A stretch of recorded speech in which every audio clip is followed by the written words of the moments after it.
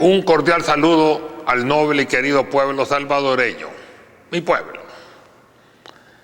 Paul Valéry definía de una forma pintoresca la guerra y decía de ella: la guerra es una masacre entre gente que no se conoce para provecho de gente que sí se conoce pero que no se masacra.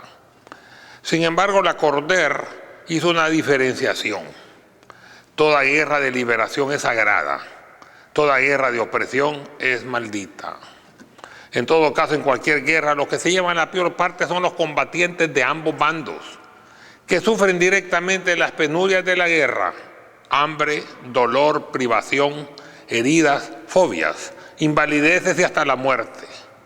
No hay duda que los combatientes que antes del conflicto bélico no se conocían, terminan odiándose mutuamente porque consideran que los otros son la causa de su tragedia. La desmovilización de los combatientes de ambos bandos, sobre todo de los discapacitados, fue una tragedia, con acusaciones y reclamos permanentes, incluso algunas veces, diciendo que sus indemnizaciones no habían sido entregadas, al menos no en la magnitud acordada.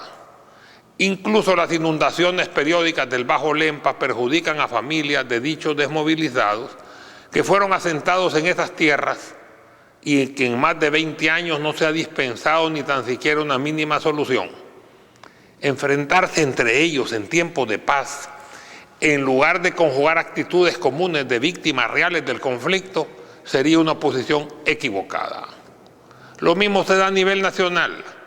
Después de los acuerdos de paz, cada individuo civil o desmovilizado debería buscar su lugar adecuado dentro de la sociedad civil, y todas las instituciones civiles y militares deberían buscar su lugar correspondiente en el cumplimiento exacto de la Constitución de la República y de los acuerdos de paz. Seguir enfrentados en tiempos de paz es seguir anclados al pasado y como tal complicando el futuro y evitando su planificación y nobles derroteros. Tenemos que diferenciar así el comportamiento en tiempos de guerra y en tiempos de paz. La guerra y la paz tienen que analizarse así desde su propia perspectiva y no sacarlos de contexto. Teniendo la guerra un componente civil y otro militar, ambos son solidarios en el comportamiento aplaudible y también en la culpabilidad de las acciones. Echarle la culpa de la guerra únicamente a los militantes de ambos bandos que participaron en ella, de parte de los civiles que también participaron, aunque no se involucraron en acciones militares ni arriesgaron su pellejo ni su vida, es un planteamiento acomodaticio e incompleto. En ese análisis histórico, la derecha fue más injusta que la izquierda con su brazo armado. Una vez terminado el conflicto, los civiles del FDR fueron rezagados y los comandantes de los 5 brazos militares de las fuerzas beligerantes, FPL, FLN, ERP, PRTC y FARC, luego aglutinados en el FMLN, tomaron el lugar principal que les correspondía. Sin embargo, en la derecha fue al revés. Todo lo que se le otorgó al frente para desmovilizarse fue a expensas de la Fuerza Armada. Y lo digo con toda claridad. Lo que se le ofreció al FMLN fue mayor que sus propias exigencias, las cuales eran fundamentalmente la disolución de los cuerpos de seguridad. Pero inesperadamente se les otorgó concesiones extras, como un ofrecimiento adicional de la derecha civil de disminuir a la Fuerza Armada y hasta eliminar de la Constitución su carácter permanente. Y con la acotación de que el presidente constitucional de la República es siempre y al mismo tiempo el comandante general de la Fuerza Armada. Esto no se logró por una reacción tardía pero a tiempo del Estado Mayor Conjunto de la Fuerza Armada, quedando resumida su función en el artículo 211 de la Constitución Política. La Fuerza Armada es una institución permanente al servicio de la nación. Es obediente, profesional, apolítica y no deliberante.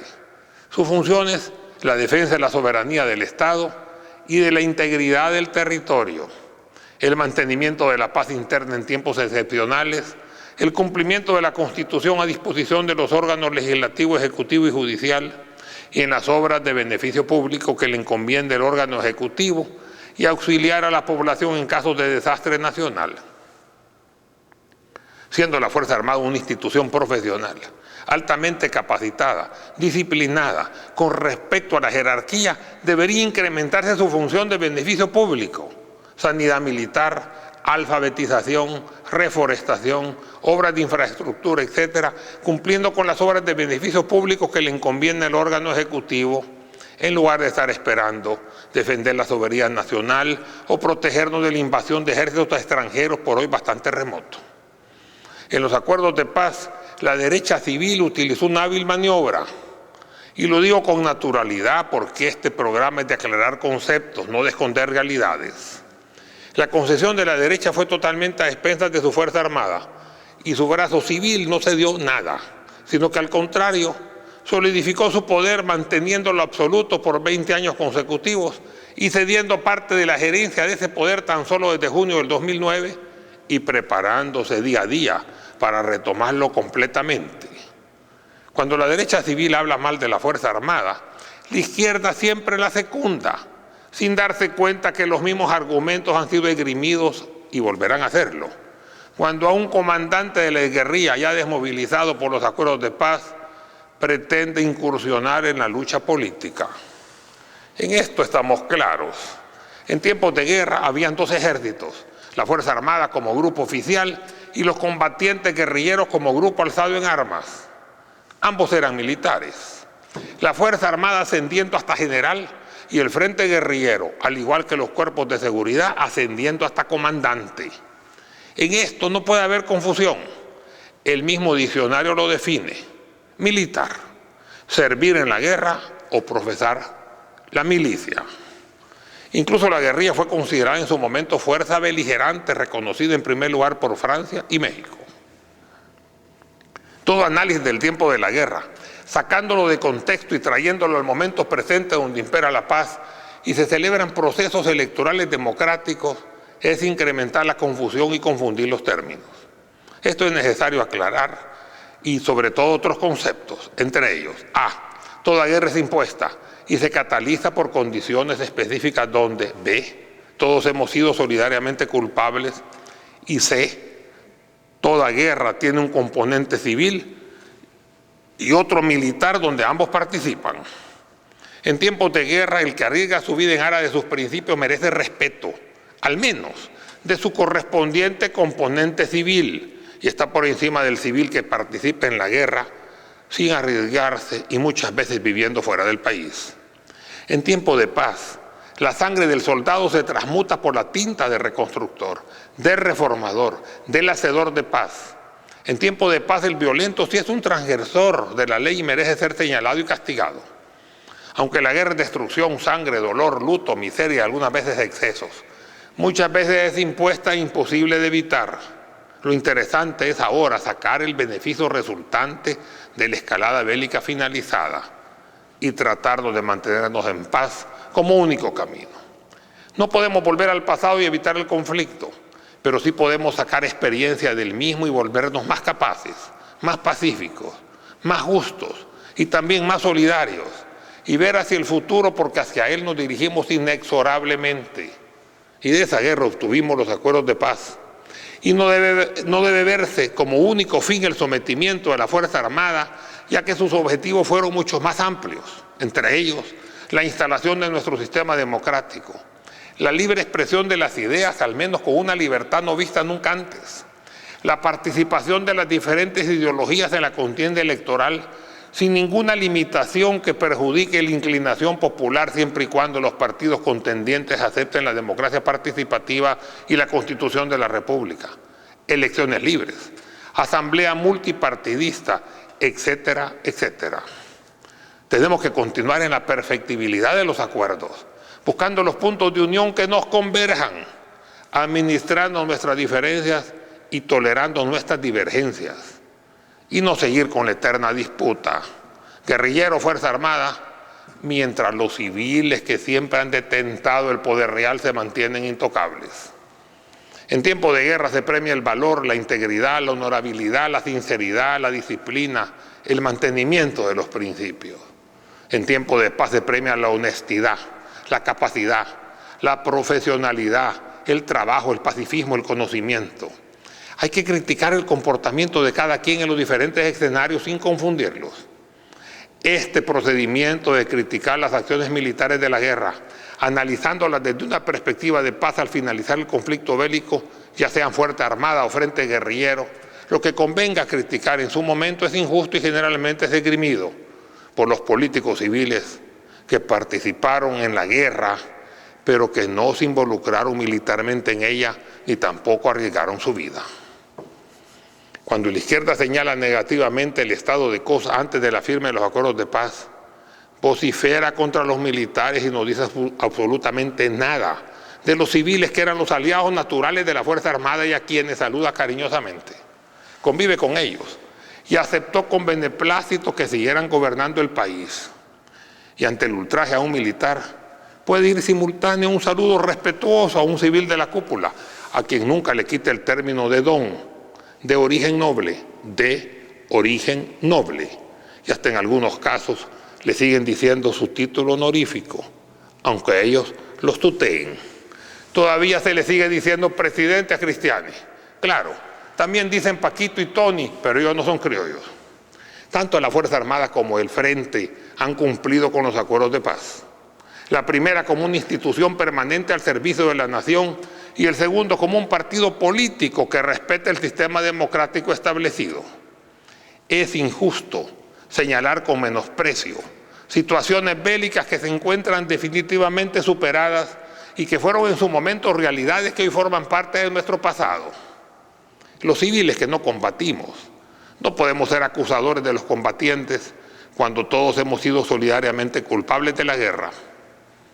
Yo siento, sin embargo, que un gran porcentaje de nuestra población todavía hay resabios históricos que florecen increíblemente en las nuevas generaciones, aunque no hayan visto, al menos no en la magnitud histórica, ese racismo tan marcado de los tiempos pasados. La explicación es sin lugar a dudas genética.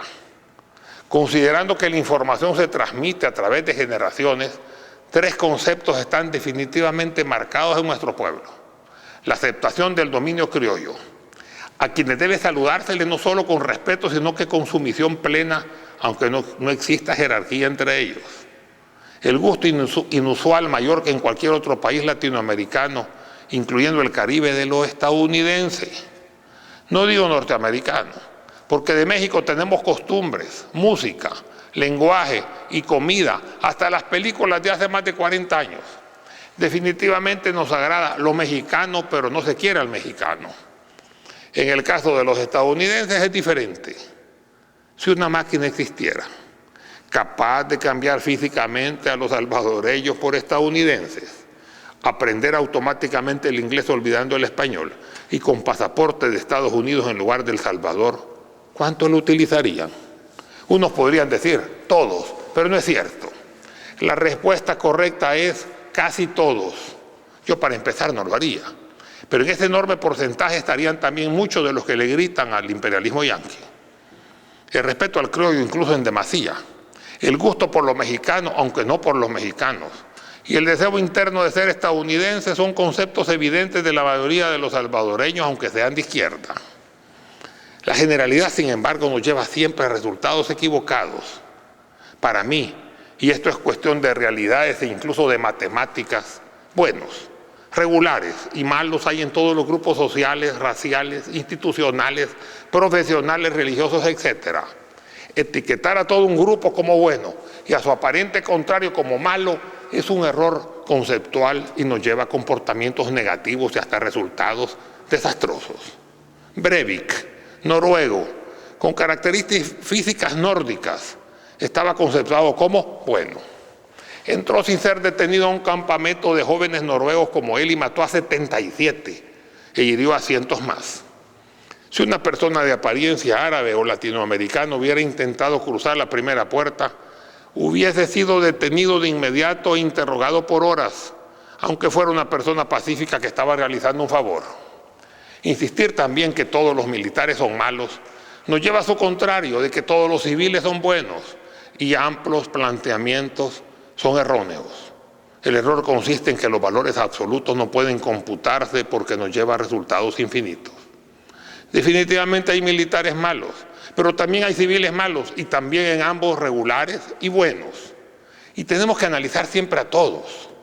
Los que siguen pensando que son todos malos y los otros son todos buenos o viceversa, continuarán equivocándose. El día jueves 1 de diciembre a las 8, en el 8, como siempre, continuaremos la segunda parte de este programa, si Dios nos lo permite. Muchas gracias.